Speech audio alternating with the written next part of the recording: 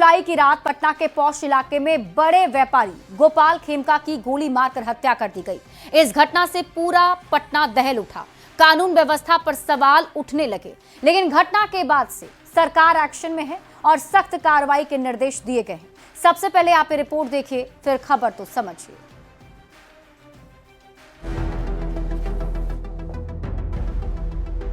इस तस्वीर को देखिए, इसने सिर्फ बिहार ही नहीं पूरे देश में तहलका मचा दिया है और बिहार पुलिस की कार्यशैली को कटघरे में खड़ा कर दिया है। तस्वीर पटना के बेहद पौष इलाके गांधी मैदान थाना क्षेत्र की है, जहां चर्चित व्यापारी गोपाल खेमका की हत्या कर दी गई। बेखौफ अपराधी ने गोली मारी और फरार हो गया। परिजन उन्हें लेकर अस्पताल पहुंचते इससे पहले ही उन्होंने रास्ते में दम तोड़ दिया। परिजनों का आरोप है कि पुलिस सूचना के बाद भी 1.5 घंटे की देरी से पहुंची, पर पुलिस इसे नकार रही है। घटना बड़ी है, लिहाजा सरकार भी एक्शन और पुलिस दोनों एक्शन में है। बेऊर जेल में पुलिस ने अचानक छापा मार दिया, क्योंकि गोपाल खेमका हत्याकांड के तार बेऊर जेल से जुड़ रहे हैं। जो कुछ हमारे पास में इनपुट्स थे, उसके आधार पर जेल में छापेमारी की गई है। जैसा कमिश्नर साहब ने बताया कि कुछ मोबाइल इत्यादि रिकवर किए गए, कुछ और प्रतिबंधित वस्तुएं मिली हैं। पुलिस और पटना जिला प्रशासन लगातार कार्रवाई की बात कह रहा है, साथ में ये दावा भी कि जल्द ही हत्याकांड का खुलासा होगा। 3 मोबाइल मिला है और कुछ नंबर्स मिले हैं, वो लिखे हुए थे कागज पर, डायरी में, तो वो सब मिले हैं, तो उसकी जांच पुलिस करेगी। खुद मुख्यमंत्री नीतीश कुमार ने अपने आवास पर राज्य के डीजीपी सहित पुलिस के बड़े अधिकारियों के साथ बैठक कर कानून व्यवस्था की समीक्षा की और मामले की जांच के लिए एसआईटी का गठन किया। मुख्यमंत्री ने सोशल मीडिया साइट एक्स पर पोस्ट कर लिखा कि अपराधियों को छोड़ा नहीं जाएगा। डिप्टी सीएम सम्राट चौधरी ने बताया कि मुख्यमंत्री ने सख्त कार्रवाई का आदेश दिया है। जरूरत पड़ी तो अपराधियों को घर में घुसकर गोली मारी जाएगी और किसी भी तरह की लापरवाही बर्दाश्त नहीं की जाएगी। 24 घंटे के भीतर बड़ी कार्रवाई की जाएगी।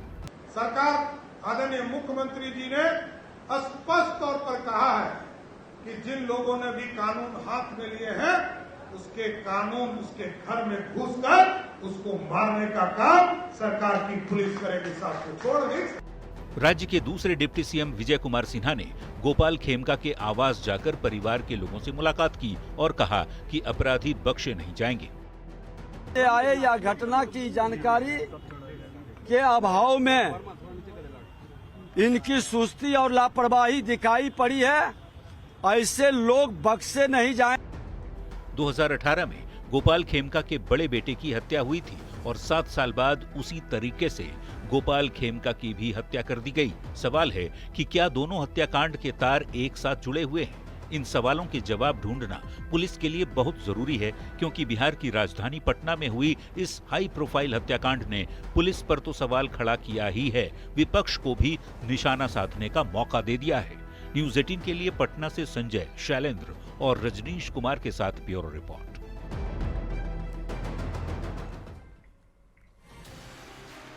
और आइए अब खबर को समझ लेते हैं। दरअसल खेमका फैमिली की कहानी एक रहस्य बन गई है, क्योंकि बेटे की हत्या के 7 साल बाद पिता गोपाल खेमका की भी हत्या हो गई। लेकिन दोनों ही हत्याकांड का तरीका एक ही रहा है, यानी कि दोनों की हत्या गोली मारकर ही की गई है।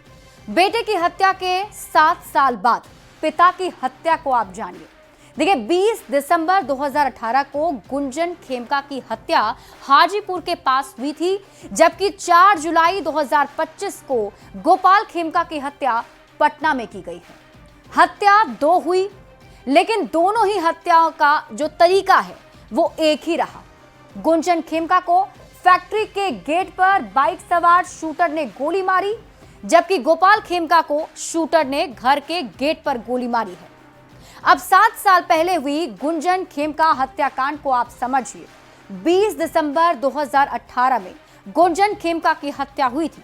पुलिस ने शूटर मस्तू सिंह को गिरफ्तार किया था, लेकिन गुंजन खेमका हत्याकांड की गुत्थी सुलझ नहीं पाई, क्योंकि शूटर मस्तू सिंह जमानत पर जेल से बाहर आया, लेकिन मस्तू सिंह की भी गोली मारकर हत्या कर दी गई। मस्तू की मौत के साथ हत्या का राज दफन हो गया। पुलिस ने हत्या की वजह जमीन विवाद को बताया और मस्तू की हत्या के बाद गुंजन खेमका हत्याकांड का मामला दब गया। अब बेटे की हत्या के 7 साल बाद पिता की हत्या पर उठते सवाल को आप समझिए। क्या गुंजन खेमका हत्याकांड की गुत्थी सुलझ जाती तो बच सकती थी गोपाल खेमका की जान? सवाल ये, क्या गुंजन खेमका हत्याकांड से जुड़े हैं गोपाल खेमका हत्या के तार? खैर, यह भी समझना जरूरी है कि अब गोपाल खेमका की हत्या के बाद प्रशासन की कार्यशैली पर सवाल क्यों उठ रहा है। देखिए, गांधी मैदान थाना महज 500 मीटर दूर थी जहां पर हत्या की घटना को अंजाम दिया गया है।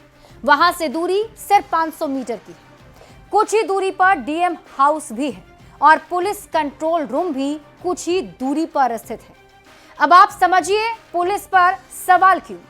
3 घंटे तक कहां थी पुलिस?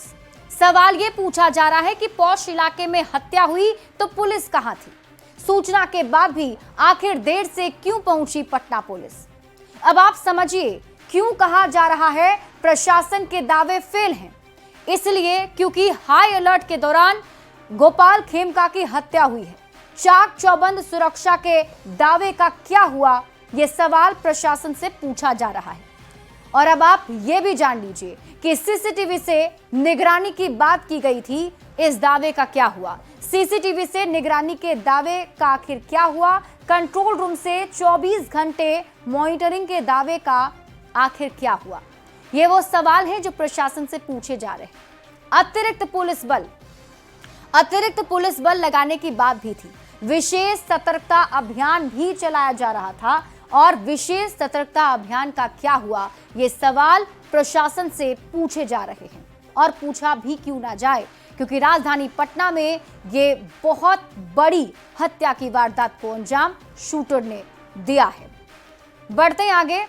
पटना में व्यापारी गोपाल खेमका हत्याकांड के बाद बिहार का राजनीतिक पारा भी चढ़ गया है। विपक्षी नेताओं ने लॉ एंड ऑर्डर के मुद्दे पर पुलिस और सरकार पर निशाना साधा, तो दूसरी ओर सत्ता पक्ष के नेताओं का कहना है कि अपराधी बख्शे नहीं जाएंगे। सबसे पहले आप ये रिपोर्ट देखिए, फिर खबर तो समझिए।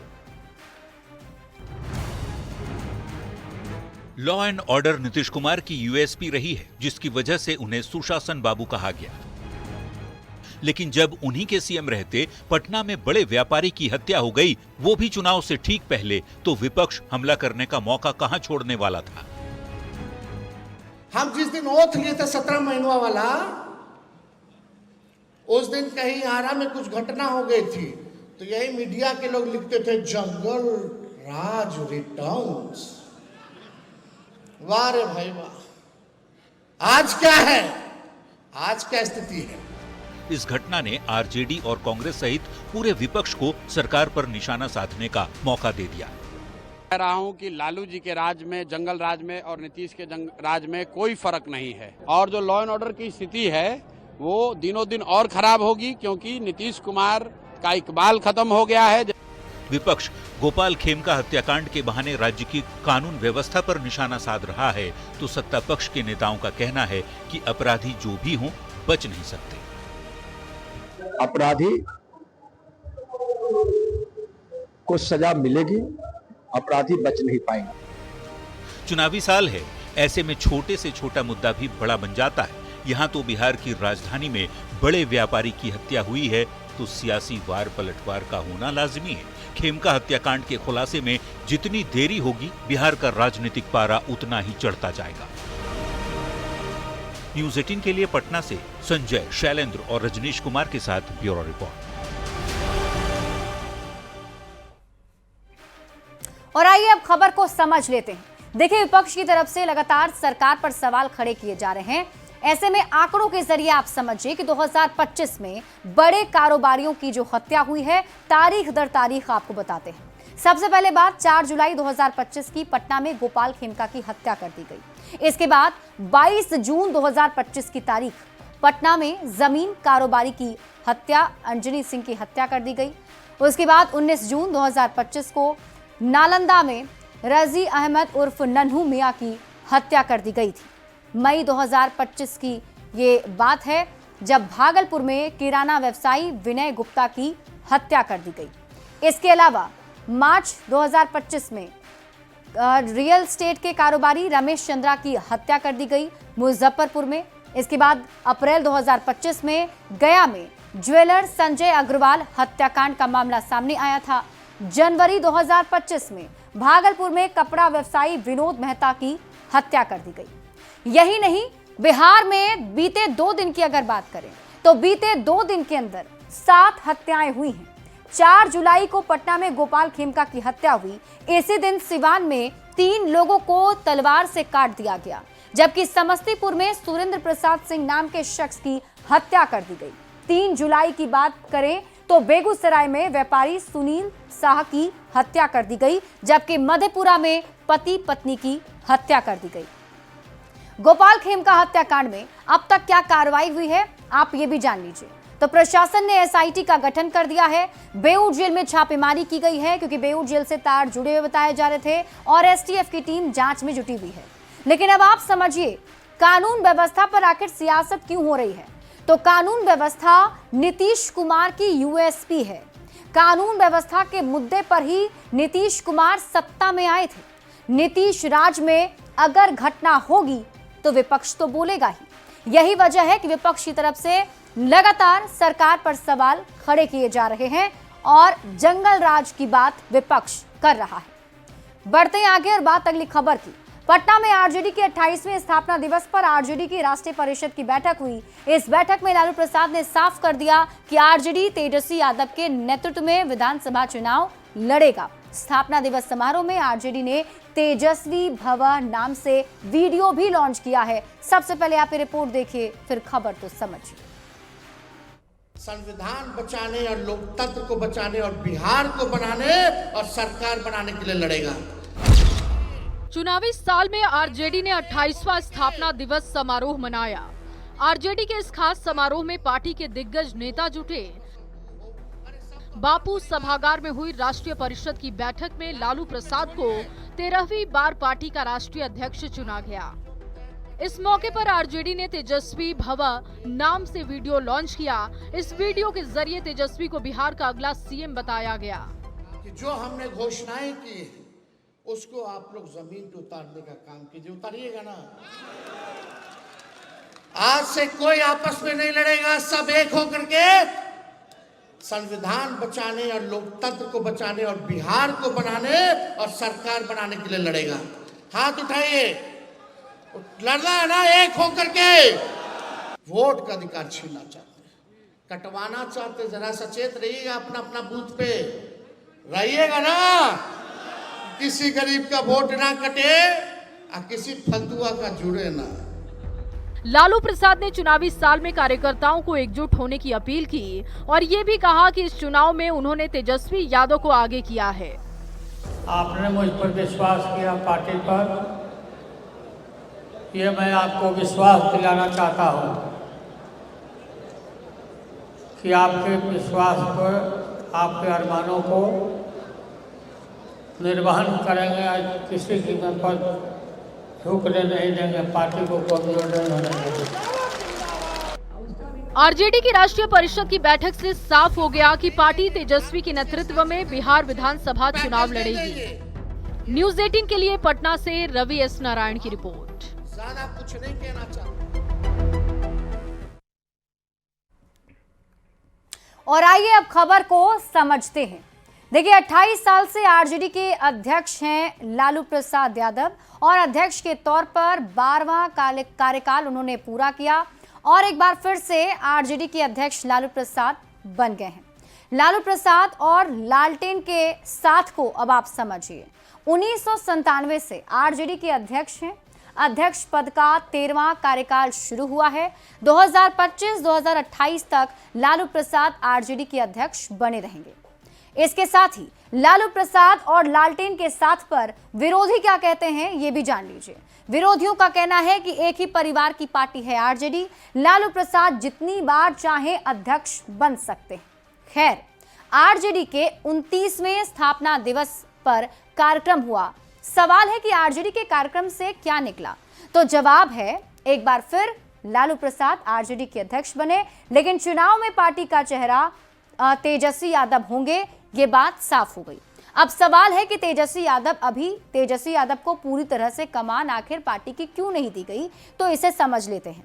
दरअसल लालू प्रसाद एक मास लीडर हैं। लालू प्रसाद के नाम पर भीड़ जुट जाती है।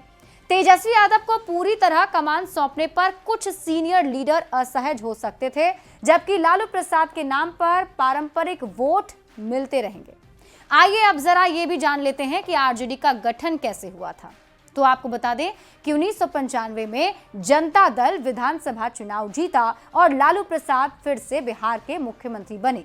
1997 में लालू प्रसाद का चारा घोटाला में नाम आया। लालू प्रसाद के खिलाफ अरेस्ट वारंट निकल गया। जनता दल में लालू प्रसाद के खिलाफ आवाज उठने लगी। फिर 4 जुलाई 1997 को तत्कालीन पीएम इंद्र कुमार गुजराल के आवास पर बैठक की गई और इस बैठक में लालू प्रसाद भी मौजूद थे। बैठक में लालू प्रसाद पर अध्यक्ष पद छोड़ने का दबाव बनाया जा रहा था। उस वक्त वो पार्टी के अध्यक्ष थे, उनसे कहा जा रहा था कि आप अध्यक्ष का पद छोड़ दीजिए, लेकिन लालू प्रसाद अध्यक्ष पद छोड़ने को तैयार नहीं थे। लेकिन पार्टी ने लालू प्रसाद की नहीं सुनी। तो ठीक इसके अगले दिन यानी 5 जुलाई 1997 को लालू प्रसाद ने जनता दल को तोड़कर एक अलग पार्टी आरजेडी का गठन कर लिया। लालू प्रसाद ने लोकसभा के 17, राज्यसभा के 8 सांसदों का समर्थन लेकर नई पार्टी का गठन किया, जिसके खुद संस्थापक अध्यक्ष चुने गए। 25 जुलाई 1997 को लालू प्रसाद ने मुख्यमंत्री का पद छोड़ा और अपनी पत्नी राबड़ी देवी को सीएम बनवा दिया। तो राष्ट्रीय जनता दल आज अपने स्थापना दिवस को लेकर ही ये कार्यक्रम कर रहा था, जिसमें लालू प्रसाद यादव ने फिर से कार्यकर्ताओं को मंत्र दिए हैं। और इसी के साथ इस बुलेटिन में